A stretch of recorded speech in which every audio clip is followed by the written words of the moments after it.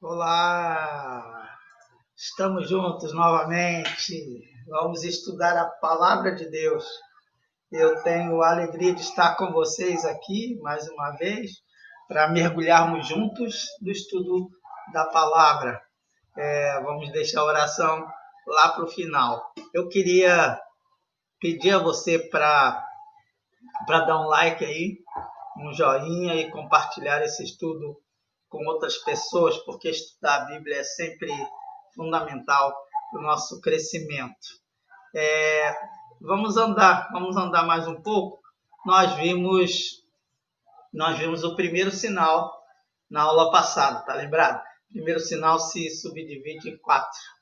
Isso aqui não é esquema tático de futebol, não, mas você vai lembrar desses esquemas táticos de futebol. Eu preciso destacar para você o texto básico para o estudo do Evangelho de João. O próprio evangelista deixa claro que os textos escritos por ele têm a ver com esse versículo que está aí. Mas estes foram escritos para que vocês creiam que Jesus Cristo é o Filho de Deus. Então, os textos foram escritos para que vocês creiam que Jesus é o Cristo, o Filho de Deus, e crendo tenham vida em seu nome. João 20:31. Esse é o versículo-chave do estudo do Evangelho que nós estamos desenvolvendo.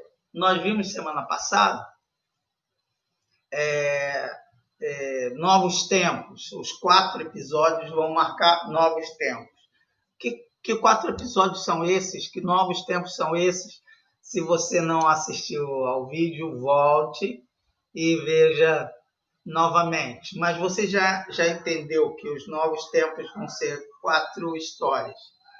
A primeira de Caná da Galileia é um novo tempo, porque a presença de Jesus transforma tudo, transforma a água em vinho, por exemplo.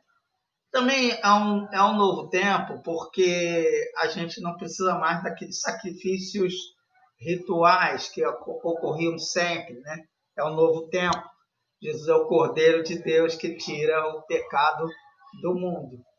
É um novo tempo também, porque Jesus veio se relacionar com as pessoas e ele se relaciona com Nicodemos e vai falar aquele versículo chave para nós, que é João 3,16. Se você não sabe, eu vou falar para você, porque Deus amou o mundo de tal maneira que deu seu Filho unigênito, para que todo aquele que nele crê não pereça, mas tenha a vida eterna. Porque Deus enviou o seu Filho ao mundo, não para que condenasse o mundo, mas para que o mundo fosse salvo por ele. E também é um novo tempo, mesmo para os estrangeiros, para aquelas pessoas marginalizadas como os samaritanos. E aí a gente tem a história de Nicodemos e da mulher samaritana. Agora nós vamos ver um outro sinal. Esse sinal vai mostrar uma outra dimensão. A gente vai perceber, estudando o Evangelho de João, que milagre, eu já falei isso para você, vou repetir, a gente precisa repetir, milagre não é chamado de milagre, mas de sinal. Tá lembrado disso? Sinal. Se é um sinal, é porque ele vai apontar para uma outra coisa, para uma outra decisão, para uma outra perspectiva. Você também vai perceber que os milagres, os sinais do Evangelho de João, todos, absolutamente todos, são feitos a partir da palavra de Deus. Vamos lembrar. Vamos pensar naquele primeiro que nós já vimos, de Caná da Galileia. Jesus estava lá na festa e ocorreu uma coisa muito interessante. Acabou o vinho, Maria vai procurar Jesus, Jesus vai falar que eu tenho eu contigo, mulher, ainda não chegou a minha hora, já vimos isso. E aí chegou a hora, Jesus, aliás, a Maria vai dizer, façam tudo o que ele vos disser. Então, de alguma forma, ela já sabia que Jesus ia falar alguma coisa. E a palavra de Jesus para aqueles servos encham de água as talhas da purificação. Eles encheram E o milagre aconteceu. Você percebe? Jesus não tocou nada, Jesus não falou abracadabra, nada disso. A palavra de Jesus tem poder. E agora, nesse segundo sinal, nós vamos ver que a palavra é muito mais poderosa do que nós podemos imaginar. Então, eu queria que você abrisse a sua Bíblia. Abra a sua Bíblia. Eu estou com a minha aqui. Hoje não vão cortar a nossa fala. Vou abrir a minha Bíblia aqui no Evangelho de João, no capítulo 4. No capítulo 4, a partir do versículo 43. Dá uma olhada aí, 4:43. Aliás, se você vem estudar a Bíblia, toma vergonha, porque você não traz a Bíblia, tem que trazer, né? E se você está com o celular aí, eu não sei se tem um jeito não, mas se não tem, pega no papel mesmo. Ou então, usa seu celular aí e leia, né, a sua Bíblia. Vamos lá.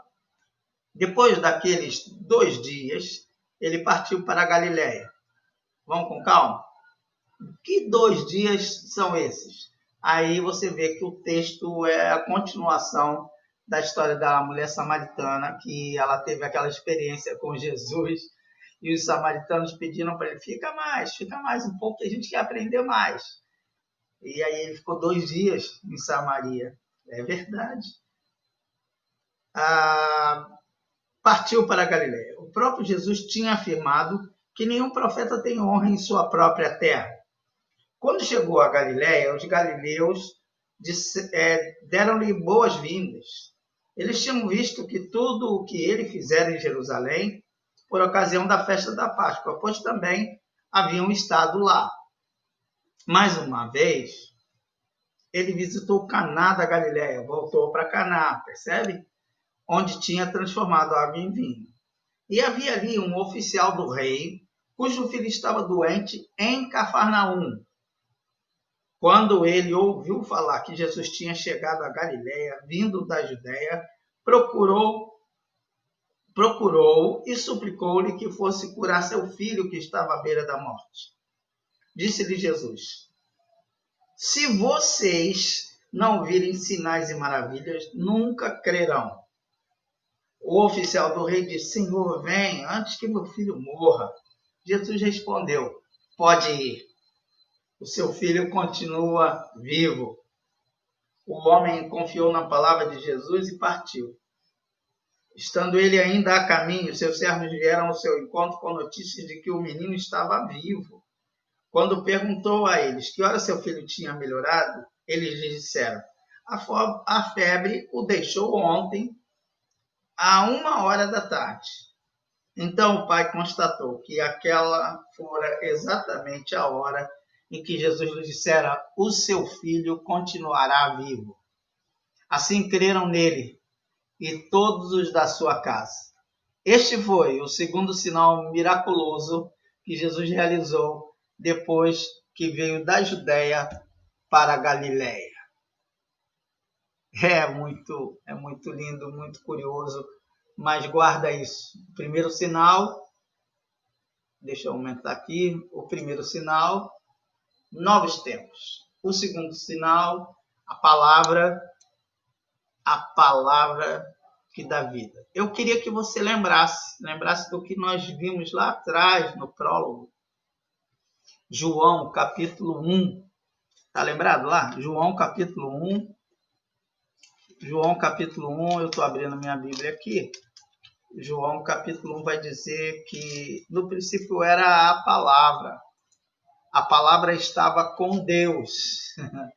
A palavra era Deus. Todas as coisas foram feitas pela palavra. Todas as coisas foram feitas por intermédio da palavra. Sem a palavra, nada do que foi feito se fez. Nele, que é a palavra, estava a vida. E a vida era a luz dos homens. Agora pensa comigo um pouquinho, só um pouquinho. Como é que começa a sua Bíblia lá no livro de Gênesis? No princípio, criou Deus os céus e a terra. A terra era sem forma e vazia e havia escuridão. E disse Deus, haja luz, a palavra, e houve luz. Esta é a palavra que se encarnou. Deus se fez gente e habitou entre nós, mas continuou sendo Deus. A palavra de Jesus tem poder. O que você anda ouvindo por aí? O que anda influenciando sua vida, a fim de que você deixe de lado toda essa questão da palavra de Deus? Há quanto tempo você não ouve a palavra de Deus? Há quanto tempo você não atenta para a palavra de Deus? Hoje a gente tem a palavra de Deus não apenas encarnada, mas a gente tem ela registrada. A gente tem ela em registro. Pensa comigo mais uma vez. Bem, você sabe que o ouvir vem pela palavra e a palavra de Deus. É a palavra de Deus quem dá vida para a gente. Deixa eu também lembrar mais uma coisa. Qual era o papel dos profetas no Antigo Testamento? Os profetas falavam o que eles ouviam. O profeta é aquele que ouve a voz de Deus e fala as palavras de Deus. Por isso, sempre que o profeta fosse falar alguma coisa, ele dizia assim, assim diz o Senhor. Então, guarda isso, por favor, a palavra da vida. E acho que você precisa de vida, como nós precisamos. Você precisa da palavra. Você e eu precisamos da palavra. Veja que todas as histórias da Bíblia, de alguma forma, estão ligadas à palavra, porque a gente encontra as histórias na Bíblia, na palavra de Deus. Mas você também sabe a história de Abraão, o pai da fé, não é? Como é que ele seguiu as orientações do mestre? Obedecendo. Obedecendo o quê? A palavra de Deus. Deus fala para Abraão, sai da sua terra, vai para uma terra que te mostrarei. Ele ouviu a palavra e obedeceu. Depois, a palavra de Deus já começa a ser registrada. E ela é registrada por meio de Moisés, que é o grande ícone, a grande figura lá do Antigo Testamento, porque Deus vai imprimir sua vontade nas leis. Vai imprimir a sua vontade, o seu desejo, a sua intenção nas leis que existem na Torá, no Antigo Testamento. Então vamos começar pensando nisso, que é a palavra da vida. E o que é que eu faço com a palavra de Deus? Eu fico esperando alguém trazer a palavra para mim ou eu leio a palavra? Porque é muito interessante, as pessoas falam assim, a Bíblia é tão difícil, a Bíblia é tão complicada. Normalmente, quando a pessoa fala isso, ela não tem hábito de ler a Bíblia. Porque quando você começa a ler a Bíblia, você apresenta perguntas. Pergunte ao pastor ou à pessoa que se relaciona contigo quantas vezes ela recebe dúvida das pessoas. Então, eu não sei se a gente encara a palavra tão a sério. Esse estudo foi feito graças às dúvidas. Eu fui criado na igreja e eu sou um cara que faz muitas perguntas. Então, por que a palavra da vida? Porque ela é que nos impulsiona sempre, nos impulsiona a crescer.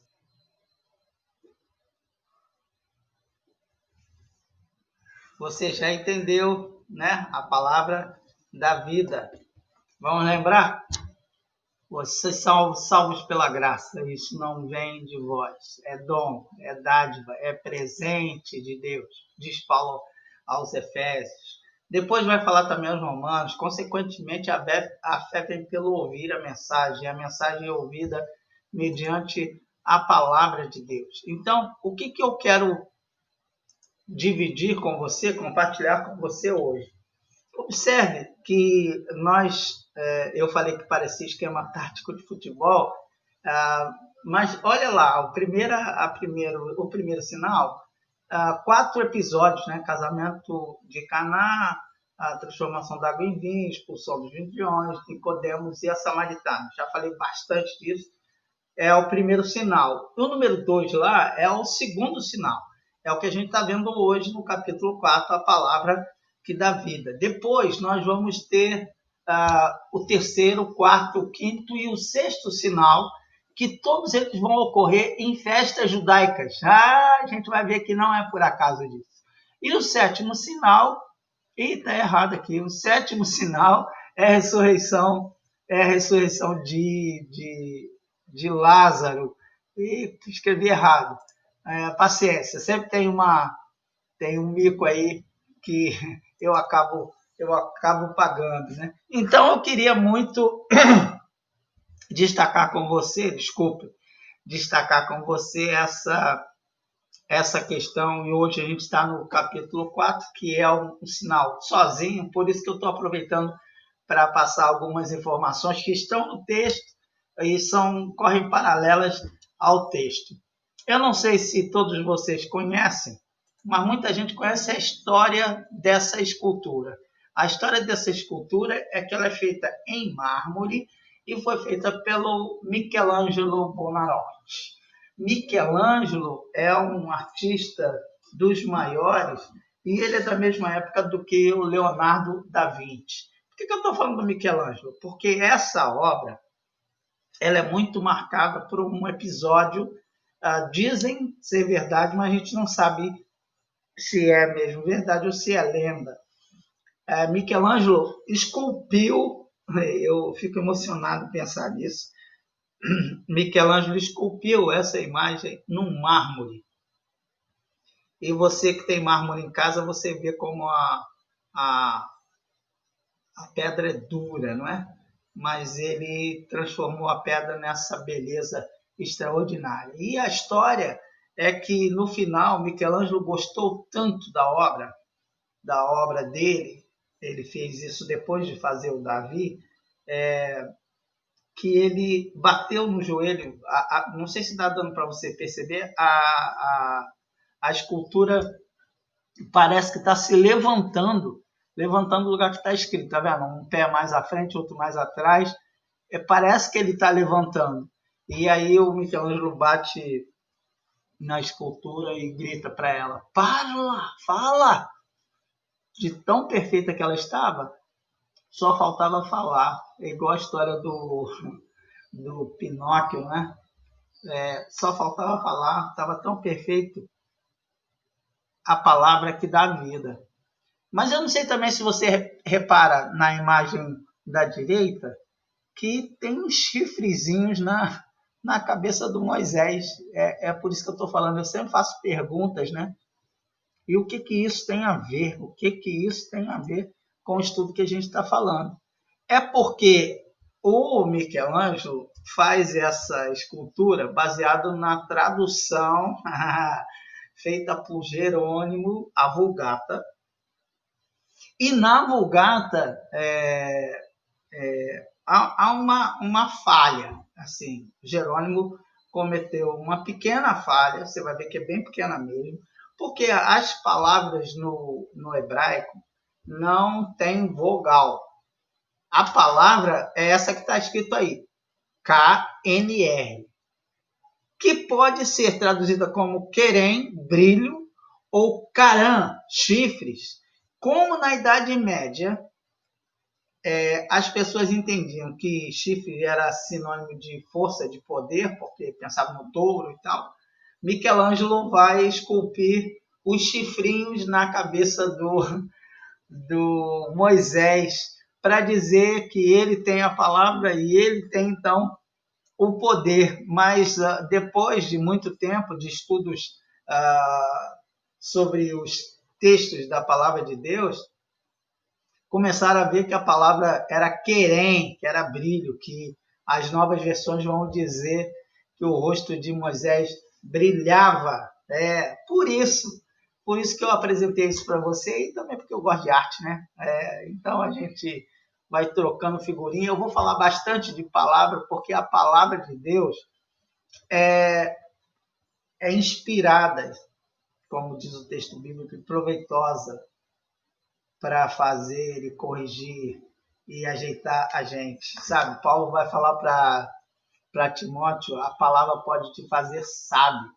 Pode, se você quiser ouvir a palavra de Deus. Mas eu quero andar mais um pouco e eu quero ir com você para o texto bíblico e a gente vai tentar olhar o texto aos detalhes para aprender e apreender alguma coisa nova nesse segundo sinal. A palavra da vida. Chega de conversar em volta e eu quero agora ver com você. Já deu tempo de você achar a sua Bíblia, né? E olhar comigo João 4, 43 a 54. Depois daqueles 2 dias, eu já expliquei isso, ele partiu para a Galiléia. O próprio Jesus tinha afirmado que nenhum profeta tem honra em sua própria terra. Eu não sei se a sua Bíblia tem. Dá uma olhada aí se a tua Bíblia tem, no versículo 44, se ele está entre parênteses. Se não está, deveria estar, viu? Por que parênteses? Pensa comigo aqui. O texto bíblico original, esse texto foi escrito no grego, e no hebraico também não tem. E eles não têm pontuação. Lembra quando você... deixei uma vírgula aqui, olha. Ai, tá danado. Imagina que não existe essa vírgula aqui depois da palavra depois. Imagine ler esse texto sem pontuação nenhuma. José, o filho de Fernando, foi ao mercado, lá chegando, teve fome, comeu, depois voltou. Sem nenhuma pontuação, parece coisas da época do ginásio, que a professora falou assim, a frase está aí, coloque as vírgulas. E você sabe que, dependendo do lugar que se coloca a vírgula, a leitura fica diferente, fica outra, né? Essa é a polêmica lá do texto do ladrão na cruz. Por isso que tem tanta polêmica lá, né? Hoje mesmo estarás no paraíso. Aí tem gente que coloca vírgula antes. Hoje mesmo, vírgula, estarás comigo no paraíso. Ou hoje mesmo, vírgula, estarás comigo no paraíso. Então é muito curioso, a gente tem que prestar atenção nisso. Algumas imagens, alguns símbolos que tem na nossa Bíblia, a gente tem que atentar para eles.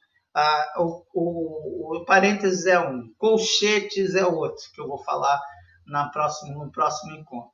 Mas o parênteses você tem que entender, e eu vou usar isso aqui como exemplo. Agora imagine se eu fosse colocar vírgulas. Aí eu coloco José, vírgula, o filho de Fernando, que é um apóstolo, deixa esse negócio de língua portuguesa para lá. O filho de Fernando foi ao mercado, ponto. Lá chegando, teve fome, comeu. Depois voltou. Ficou melhor? Ficou melhor porque é a nossa língua, é o nosso português. Então, a gente tem que prestar bastante atenção nisso. E aí eu vou, de novo, perguntar para você, por que é que tem os parênteses? Porque, normalmente, os parênteses são explicações relacionadas ao texto. Por exemplo, aqui, nessa frasezinha que eu coloquei, José é o filho do Fernando. E aí, você pode colocar entre vírgulas, criando um aposto, ou pode colocar entre parênteses. Por exemplo, tira o filho do Fernando. José foi ao mercado, lá chegando teve fome, comeu, depois voltou. Mas José é o filho de Fernando e o autor faz questão de colocar que é o filho de Fernando. Então, os textos bíblicos que estão entre parênteses, eles querem dizer que é uma explicação para o texto propriamente dito. Você entendeu? Eu espero que você tenha entendido. Por isso está aqui no versículo 44. O próprio Jesus já tinha afirmado que nenhum profeta tem honra em sua própria terra. Então, é para pararmos e pensarmos muito bem nessa questão aí. Aí você vai falar, ué, mas o que isso tem a ver com o texto? Tem tudo a ver com o texto. Sabe por quê? Porque a mulher samaritana, aliás, os textos bíblicos, eles estão entrelaçados. Eu já disse para vocês, eles não estão divididos em... não foram escritos assim, versículo 1, aí bota o número 2, versículo 3, versículo... Não, eles são formam um texto corrido. E a mulher samaritana já tinha deixado isso muito claro, que, pense comigo, que milagre houve lá em Caná da Galileia? Nenhum, não tem registro de milagre nenhum. Jesus ficou 2 dias lá, conversando com as pessoas, e enquanto conversava com a mulher, ela foi descobrindo, vejo que tu és profeta, por acaso não vai vir o Cristo? Aí Jesus fala, sou eu que falo com você. Ela vai correndo e vai falar, gente, encontrei um homem que sabe tudo de mim, ele é o Filho de Deus, e ele é o Salvador do mundo. E o texto do capítulo 4 vai dizer, versículo 42, agora cremos não só por causa do que você disse, mas nós mesmos ouvimos e sabemos que este é realmente o Salvador do mundo. Está falando de Jesus. Então não tem milagre. Sabe qual é o grande milagre que existe nas Escrituras? É o milagre de Deus nos amar a ponto de se fazer carne. Do verbo ser gente igual a gente. Para morrer por nós. Isso não te emociona? A mim emociona muito.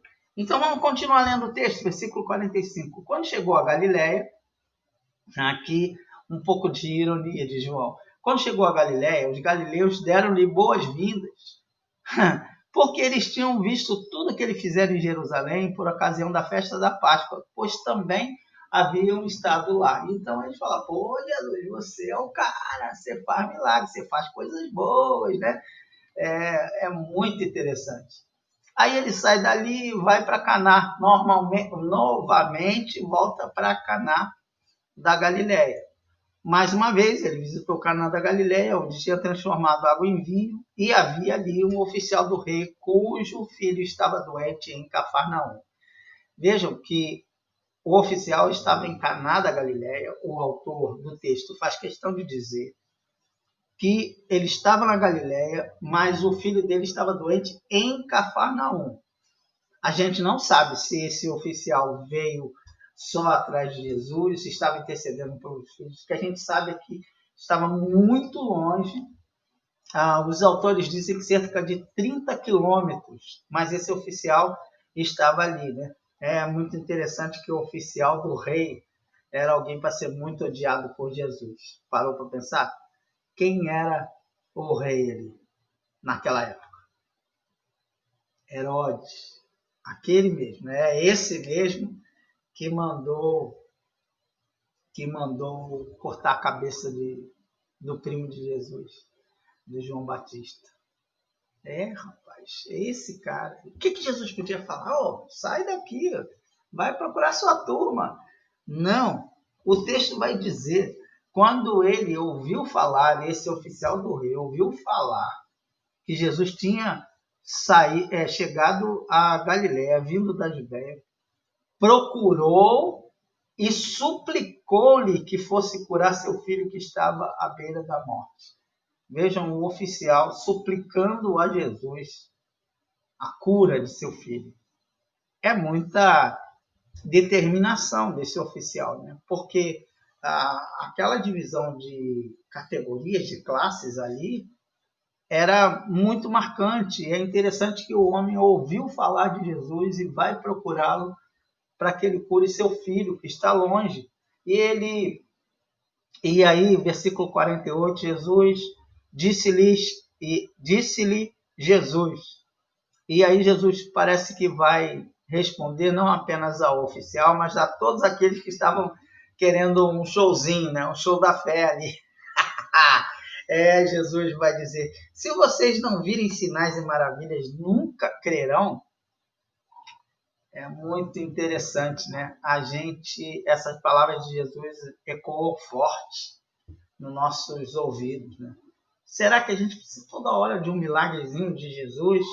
Não basta a palavra dele, a promessa que ele estaria conosco todos os dias? A gente só quer isso, a gente só vive de milagre em milagre e não percebe que eu sou um milagre, eu sou resgatado pelo sangue de Jesus.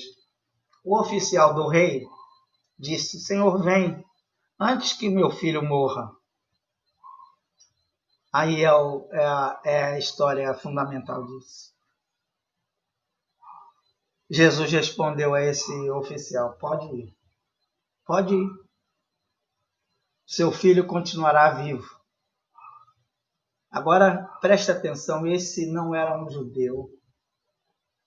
Esse homem ouviu falar de Jesus e creu em Jesus.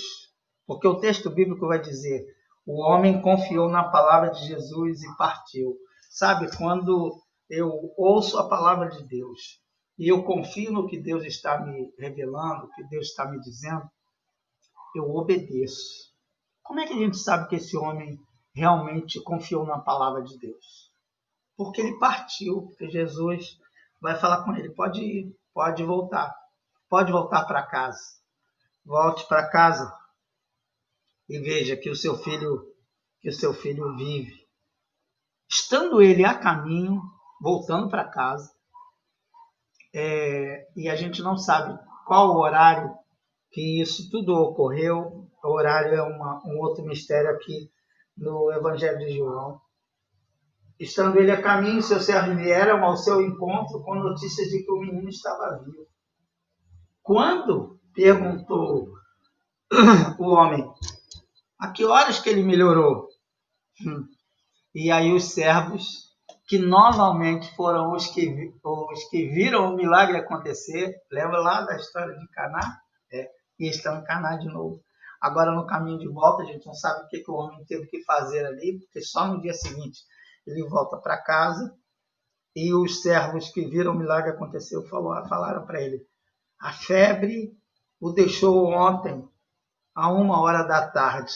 Algumas versões você vai dizer a hora 9, mas depois eu vou explicar essa questão do horário.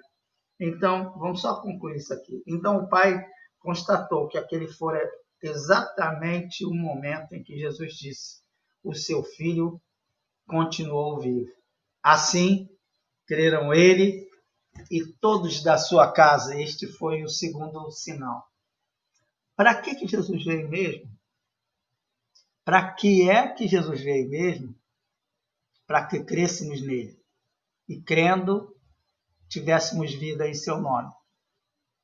Não foi isso que aconteceu com esse oficial? Gente, que coisa extraordinária. A palavra de Deus atravessou aquela distância que é pequena. Eu não sei se você parou para pensar nisso.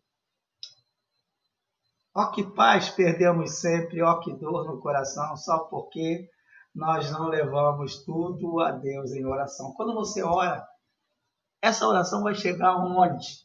Antigamente eu ouvia falar assim: minha oração não chega nem no teto. Mas cadê aqui pertinho, né? Minha oração vai ao céu.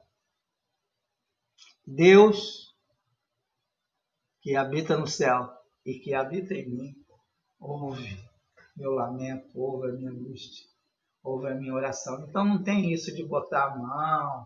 Isso aqui me lembra muito a história do Antigo Testamento de Naamã. Ele queria que o profeta fizesse alguma coisa, o profeta nem encontrou com ele. O profeta falou: dá o recado lá para ele dar uns mergulhos no Rio Jordão. Ele ficou com muita raiva. Mas um dos seus servos falou: o que custa? Vai lá, tenta. E ele obedeceu. Você conhece alguma coisa da palavra de Deus? Então obedeça. Não precisa saber muita coisa. Qualquer coisa que você saiba. Você sabe que a Bíblia diz para amar? Amar a todos que convivem conosco? Então, obedeça.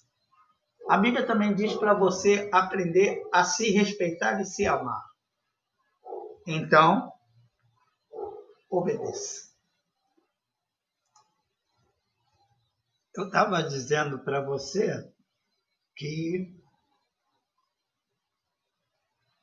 o horário judaico tem um pouco de diferença do nosso relógio, né? Aqui no quadro você vai ver o pôr do sol, primeira vigília, segunda vigília, terceira vigília e quarta vigília. E aí quando nasce o sol começa o dia, e quando escurece então você já entendeu o que é isso da noite. Eu fiz outro quadro aqui para você entender. Lá está dizendo da nona hora, que na verdade é de meio-dia até às 3 horas da tarde. Aqui, a primeira hora, quer dizer, a prima hora, é de 6 às 9. A hora terceira, então você vê que 3, 6, 9, 12, 15, 18. Então, se dividia só nesses pedaços aqui. Isso a gente vai ver depois com mais calma, né? Primeira hora, às 6 horas da manhã. Terceira hora, às 9. Sexta hora, às 12. Nona hora, às 15. E 12ª hora, às 18. Aí acabava o dia. Aqui começava o início da noite. Isso vai aparecer no Evangelho de João algumas vezes.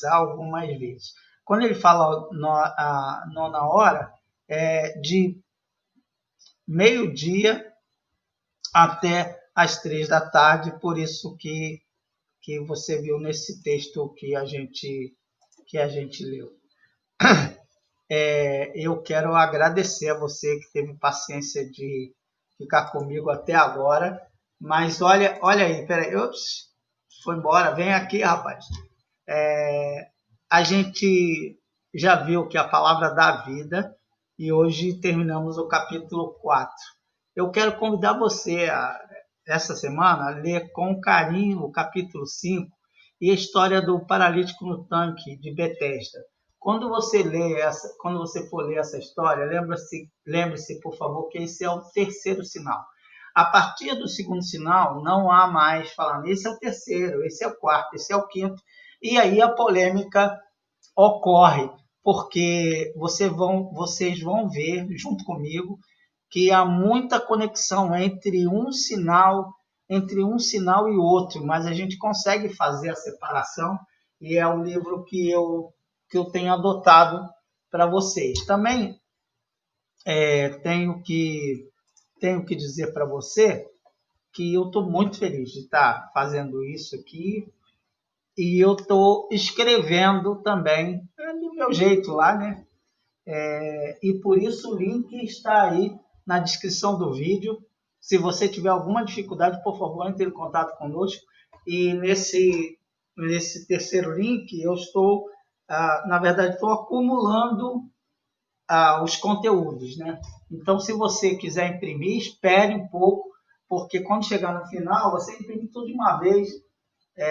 E eu, às vezes, corrijo uma coisa que ficou para trás. A minha oração é que Deus te abençoe muito e que você entenda que os milagres para o evangelista João eram sinais do amor de Deus por nós, e eram os sinais mostrando que Jesus é Deus. Isso é Deus conosco. Vamos orar? Senhor, nós te agradecemos pela tua palavra tão rica. Senhor, nós te agradecemos porque a tua palavra criou o mundo. O mundo foi criado pela tua palavra. E nós te agradecemos, ó Deus, nós te agradecemos, porque Jesus é a palavra tua encarnada aqui no nosso meio.